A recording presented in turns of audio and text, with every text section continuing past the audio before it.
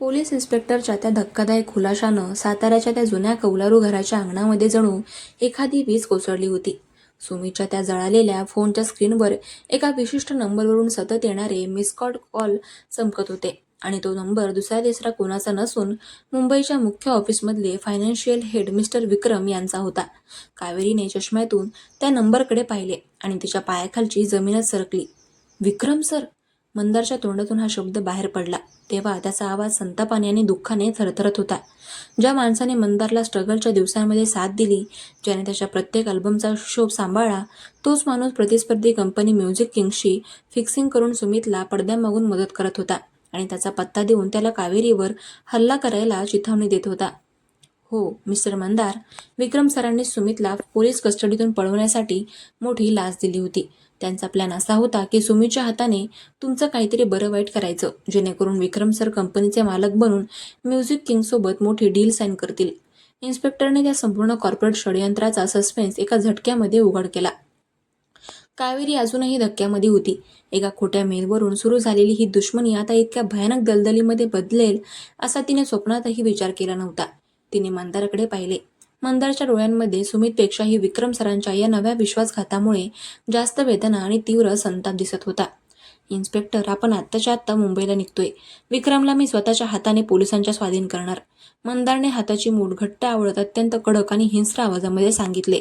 त्याची पाठीची दुखापत आणि हाताच्या वेदना या संतापापुढे पूर्णपणे नाहीशा झाल्या होत्या. मंदार, शांत व्हा. कावेरीने पुढे येत त्याचा रक्ताळलेला हात पकडला. तिच्या हातातील स्पर्शातील ती मऊ काळजी यावेळी मंदारला शांत करू शकली नाही. विक्रम सर खूप हुशार आहेत. जर आपण असेच रागाच्या भरात मुंबईला गेलो तर ते पुरावे नष्ट करतील. सुमित अजून पकडला गेलेला नाहीये आणि विक्रम सरांना अजून माहिती नाहीये की त्यांचा हा फोन पोलिसांच्या हातात आहे. आपल्याला हुशारीने काम घ्यावं लागेल. कावेरीने तिच्या PR मॅनेजरच्या प्रॅक्टिकल मेंदूचा वापर करत सांगितले. मंदारने तिच्या डोळ्यांमध्ये पाहिलं.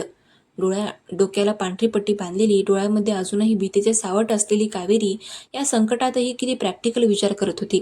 मंदारने एक दीर्घ श्वास घेतला. ठीक आहे कावेरी, तू सांगशील तसंच होईल. तू माझी मॅनेजर आहेस.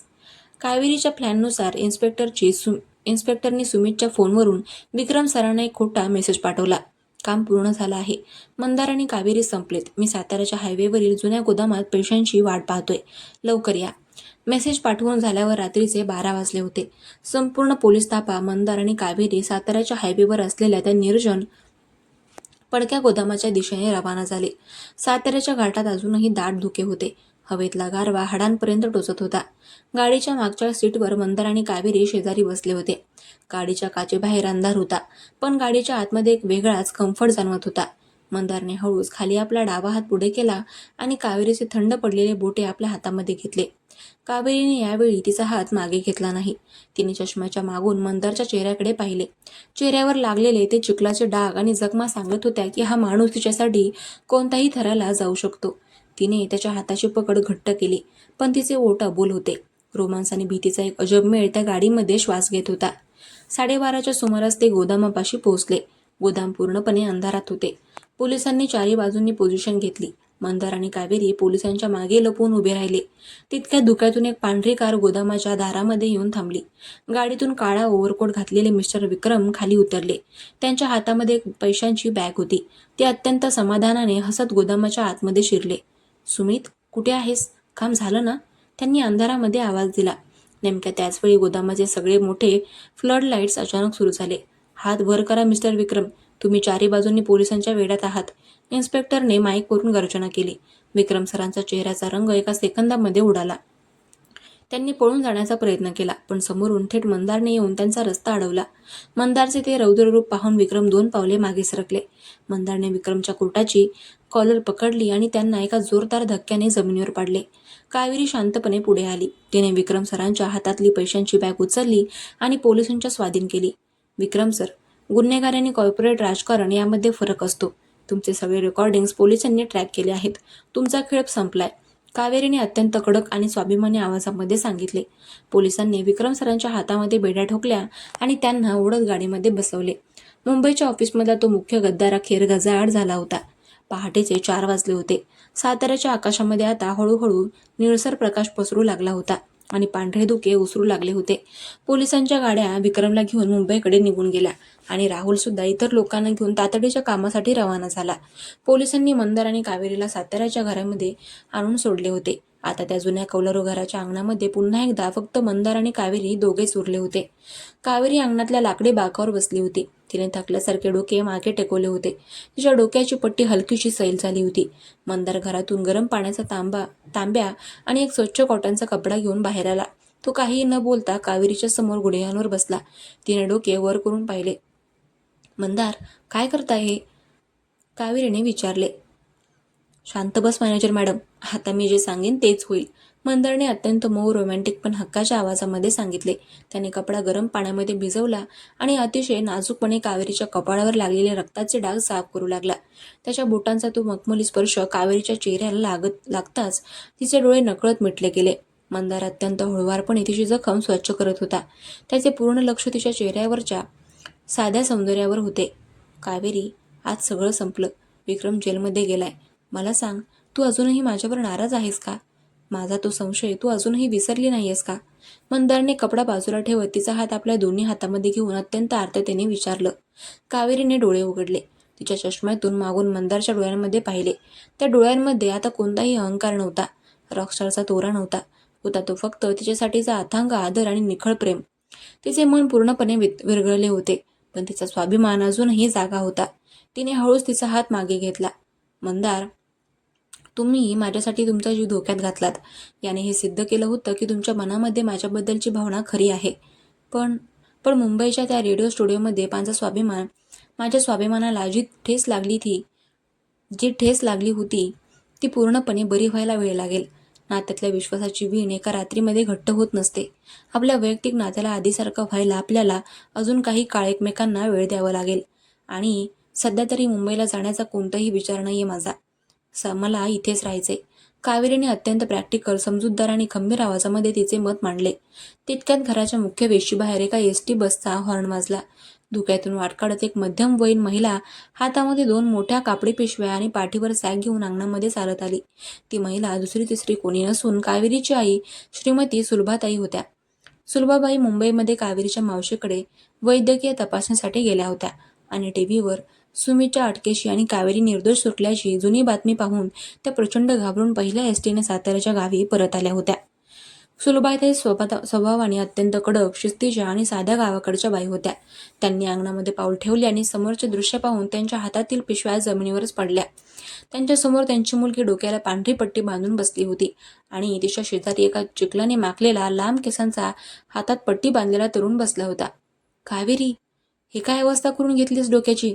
आणि हा चिखलाचा गोळा कोण आहे तुझ्या शेजारी बसलेला? सुलभाताईने कमरेवर हात ठेवून अत्यंत कडक आणि मोठ्या आवाजामध्ये विचारलं. कावेरी झटकन बाकावरून उठली. आई, तू तू कधी आलीस? आणि हे मिस्टर मंदार आहेत. मुंबईचे खूप मोठे रॉकस्टार आहेत आणि माझे क्लायंट आहेत. तिने घाईघाईने ओळख करून दिले. रॉकस्टार? सुलभाबाईंनी मंदारला वरून खाली 3 वेळा न्याहाळले. मंदारचा तो चिखलाचा राखाडी टी शर्ट, विस्कटलेले केस आणि हाताची पट्टी पाहून सुलभाबाईंचा चेहरा अधिकच कडक झाला. हा कुठला रॉकस्टार? हा तर शेतातल्या चिखलात लोळून आलेला एखादा गडी वाटतोय. आणि हा रॉकस्टार असेल तर या साताऱ्याच्या माझ्या कौलारू घरामध्ये काय करतोय रात्रीपासून? मंदार पूर्णपणे गोंधळला. ज्या माणसाच्या एका लुकवर मुंबईतल्या तरुणी वेड्या व्हायच्या, त्याला आज चिखलाचा गोळा आणि शेतातला गडी ऐकावे लागले होते. मंदारने लगेच आपले केस नीट केले आणि दोन्ही हात जोडून पुढे आला. नमस्कार मावशी, मी मंदार. कावेरी माझी मॅनेजर आहे. काल रात्री इथे काही गुंड आले होते, म्हणून मी हिच्या सुरक्षेसाठी इथे थांबलो होतो. सुरक्षा करायला आले होते की स्वतःची फजिती करून घ्यायला? सुलभाबाईंनी जमिनीवर पडलेल्या पिशव्या उचलल्या. कावेरी, मुंबईची फॅन्सी दुनिया आणि ही असली लांब केसांची माणसं मला अजिबात आवडत नाहीत, हे तुला ठाऊक आहे बरं? आता आलाच आहे तर हा पाहुणा इतक्या लांबून तर आमच्या घरामध्ये फुकटचं खाऊन राहायचं नाही. साताऱ्यामध्ये पाहुणा असला तरी त्याला घरची कामं करावीच लागतात. मुंबईला पळून जायचा विचारही करू नका आत्ताच. आधी इथले कष्ट बघा. कावेरीला आतून प्रचंड हसू येत होते. तिने मंदारकडे पाहिले, ज्याचा चेहरा आता अत्यंत केविलवाणा झाला होता. कावेरीने मध्येच तोंड फिरून आपले हसू दाबले आणि आईला साथ देत म्हणाली, हो आई, तू अगदी बरोबर बोलतेस. मी पण यांना हेच सांगत होते की साताऱ्यामध्ये फुकटचं काही मिळत नाही. काल यांनी विहिरीचं पाणी काढताना चिखलामध्ये उडी मारली होती. यांना अजिबात मुंबईला जाऊ देऊ नकोस. चांगले 2-4 दिवस इथेच ठेवून घे. अच्छा, मग आज यांची खरी परीक्षा आहे, सुलभाबाईंनी घरामध्ये जात असताना सांगितले. अहो रॉकस्टार सर, आज घरातली सगळी जळमटं काढायची आहेत. अंगण स्वच्छ झाडायचं आहे आणि दुपारी जेवणासाठी विहिरीवरून ताजी मेथी उपटून आणायची आहे. जमलं तरच दुपारी साताऱ्याची भाकरी मिळेल, नाहीतर उपाशी राहावं लागेल. मंदारने कावेरीकडे अत्यंत असहाय्य नजरेने पाहिलं. कावेरी, जळमटं कशी काढतात? मला गिटारच्या तारा साफ करायची सवय आहे, घराच्या नाही. आणि तू मला इथेच अडकवून ठेवतेस? कावेरीने दोन्ही हात छातीशी बांधले आणि हसून म्हणाली, मिस्टर मंदार, आव्हान तुम्ही स्वीकारलं होतं ना. आता माझ्या आईचे नियम पाळावे लागतील. मी पाठीमागे लांब काठी आणि जळमटं काढायची केरसुनी ठेवली. लागा कामाला. मुंबईचा रस्ता आता विसरून जा. दुपारचे 12 वाजले होते. मंदारची अवस्था पाहण्यासारखी झाली होती. त्याने डोक्यावर एक जुना रुमाल बांधला होता. तो एका लांब काठीला झाडू बांधून घराच्या छताची जळमटं काढत होता. धूळ त्याच्या चेहऱ्यावर आणि नाकावर उडत होती, ज्यामुळे त्याला सतत उग्र शिंका येत होत्या. मंदारने शिंकतच कावेरीकडे पाहिलं. तिची जी उंबरट्यावर बसून वाटाने सोलत होती आणि त्याची ही अवस्था पाहून चोरून हसत होती. तिचे ते हसणे पाहून मंदारला आपल्या त्रासाचे काहीच वाटेनासे झाले. तो धूळ झटकत म्हणाला, कावेरी, तू फक्त हसत राहा. मी या घराची काय, पूर्ण गावाची जळमटं काढायला तयार आहे. जास्त बोलू नका, धूळ तोंडात जाईल. आणि हा कोपरा राहिलाय, तो नीट साफ करा. कावेरीने कडक आवाजामध्ये हुकूम सोडला, पण तिच्या डोळ्यातला तो रोमॅन्टिक ओलावा मंदारला स्पष्ट दिसत होता. घर साफ करून झाल्यावर सुलभाबाईंनी मंदारच्या हातामध्ये एक पाटी दिली. जा जा आता मागच्या शेतातून ताजी मेथी आणि कोथिंबीर उपटून आणा. लक्षात ठेवा, मुळासकट उपटायची नाही, फक्त पाने कुडायची आहेत. मंदार शेतात गेला. दुपारचे कडक ऊन पडले होते. तो मेथीच्या पाटापाशी खाली बसला आणि अतिशय नाजूक बोटांनी तो मेथीचे पाने खुडू लागला. काम करता करता त्याचा पाय पुन्हा एकदा पाटाच्या ओल्या मातीमध्ये घसरला आणि तो बाजूला असलेल्या चिखलाच्या ढिगाऱ्यावर जाऊन पडला. यावेळी त्याचे पूर्ण कपडे आणि डावा गाल काळ्या मातीने माखला होता. कावेरी मेथी आणायला उशीर झाला म्हणून शेतामध्ये आली होती. तिने मंदारला पुन्हा एकदा चिखलात माखलेले पाहिले. तिने कपाळावर हात मारला. मंदार, तुम्ही कधी सुधारणार नाही ना? ती धावत त्याच्याजवळ आली. तिने तिचा पांढरा रुमाल काढला आणि ती चिखलात बसलेल्या मंदारच्या समोर खाली वाकली. तिने कोणतीही घाई न करता अत्यंत हळुवारपणे आपला रुमाल त्याच्या चेहऱ्यावर फिरवला आणि त्याच्या गालावरची माती साफ करू लागला. दोघे अगदी जवळ आले होते. कावेरीचा श्वास मंदारच्या चेहऱ्यावर जाणवत होता. मंदारने अचानक तिचा तो रुमाल धरलेला हात आपल्या हाताने पकडला. त्याचा तो चिखलाचा हात तिच्या कोऱ्या मनगटावर स्थिर झाला होता. दोघांच्या नजरा एकमेकांना भिडल्या. भर दुपारच्या त्या शेतामध्ये वाऱ्याच्या एका मंद झुळकेसोबत उसाची पाने डोलत होती. पण त्या दोघांच्या जगामध्ये फक्त एक शांतता, हळुवार आणि विना व्यत्यय रोमांस श्वास घेत होता. कावेरी, तुझा हा राग आता संपणार नाही का? मी तुझ्यासाठी रॉकस्टार सोडून हमाल झालोय, जळमटं काढतोय. अजून किती परीक्षा घेणार माझी? मुंबईला कधी परत न्यायचंय मला? मंदारने अत्यंत मऊ आणि रोमॅन्टिक आवाजामध्ये विचारले. कावेरीचे डोळे हलकेसे ओले झाले. तिने चष्म्याच्या मागून त्याच्या डोळ्यांमध्ये पाहिले. परीक्षा संपत आली आहे मंदार, पण मला अजूनही भीती वाटते. मला स्वतःला पूर्णपणे तुमच्या स्वाधीन करायला थोडा वेळ हवाय. आणि मुंबईला जाण्याची इतकी घाई का आहे? आधी इथे साताऱ्याची माती अंगाला लावून घ्या, तिने हळू आवाजामध्ये सांगितले. पण यावेळी तिच्या आवाजामध्ये कालचा सारखा कठोरपणा नव्हता, तर एक गोड लाजळूपणा होता. मंदारने हसून तिचा हात सोडला. दुपारी जेवणाच्या वेळी सुलभाबाईंनी मंदारला ताटामध्ये गरम भाकरी, पिठलं आणि त्याने आणलेली ताजी मेथीची भाजी वाढली. मंदारने श्रमानंतर पहिला घास घेतला आणि त्याला ते जेवण अमृत वाटले. सुलभाबाईंनी त्याच्याकडे पाहिलं. त्याचा प्रामाणिकपणा आणि कावेरीसाठी चाललेली त्याची धडपड त्यांच्या कडक मनाला कुठेतरी स्पर्श करून होती. बघा रॉकस्टार, कपडे तर तुमचे चिखलाचे झालेत, पण मन साफ आहे तुमचं. माझ्या पुरीचे काल तुम्ही जी रक्षा केलीत त्याबद्दल या साताऱ्याच्या आईचा तुम्हाला आशीर्वाद आहे, सुलभाबाईंनी हसून सांगितलं. मंदारच्या चेहऱ्यावर जगातील सर्वात मोठे चूक मिळाल्याचे भाव उमटले. त्याने कावेरीकडे चोरून पाहिले, जिने लाजून आपली नजर खाली वळवली होती. संध्याकाळचे 5 वाजले होते. मंदारला वाटले की आता मुंबईला निघायची वेळ झाली आहे. त्याने हळूच कावेरीला विचारले, कावेरी, काढू का गाडी? ते ऐकून मागून सुलभाबाई लाटणं हातात घेऊन बाहेर आल्या. गाडी काढताय? कुठल्या गाडीची गोष्ट चालू आहे? इतक्या लवकर मुंबईला पळायला नोकर नाही मिळाले आम्हाला. उद्या आमच्या शेजारच्या बापूंच्या शेतामध्ये शेणाचा खत टाकायचा आहे. त्यासाठी तुमची मदत हवी आहे. अजून 2 दिवस तरी तुम्हाला इथून हलता येणार नाही. मंदारने थक्क होऊन कावेरीकडे पाहिले. कावेरीने तोंड फिरवून डोळे मिचकावले आणि हसून म्हणाली, हो मंदार, आई अगदी बरोबर म्हणते. साताऱ्यामध्ये आल्यावर इतक्या लवकर सुटका कुठे होते? आणि शेण उचलण्याची तर तुमची जुनी इच्छा असेलच ना? मंदारने कपाळावर हात मारला, पण त्याच्या चेहऱ्यावर एक गोड हसू आले. त्याला समजले की कावेरी त्याला अजून लांब पाठवू इच्छित नाही. हा तिचा त्याला जवळ ठेवण्याचा एक वेगळाच हक्काचा मार्ग होता. रात्रीचे 8:30 वाजले होते. साताऱ्याच्या आकाशामध्ये चंद्र पूर्णपणे वर आला होता. मंदार अंगणातल्या बाकावर बसून गिटार छेडत होता आणि कावेरी उंबरट्यावर बसून त्याचे ते गाणे ऐकत होती. सुलभाबाई आज जेवण बनवत होत्या आणि नेमकं त्याच वेळी घराच्या बाहेरच्या मुख्य लाकडी वेशीवर कोणीतरी जोरात थाप मारली. धुक्यातून एक जुना गूढ आवाज आला. सुलभा मावशी, घरात आहात का? खूप मोठा अनर्थ झालाय गावात. तो आवाज ऐकून कावेरी आणि मंदार दोघेही झटकन उभे राहिले. साताऱ्याच्या या घरामध्ये आता कोणता नवीन गावरान राडा किंवा सस्पेन्स होणार होता? कथेचा हा 17वा भाग एका अत्यंत मजेदार, रोमॅन्टिक आणि एका नव्या अनपेक्षित वळणावर थांबला होता.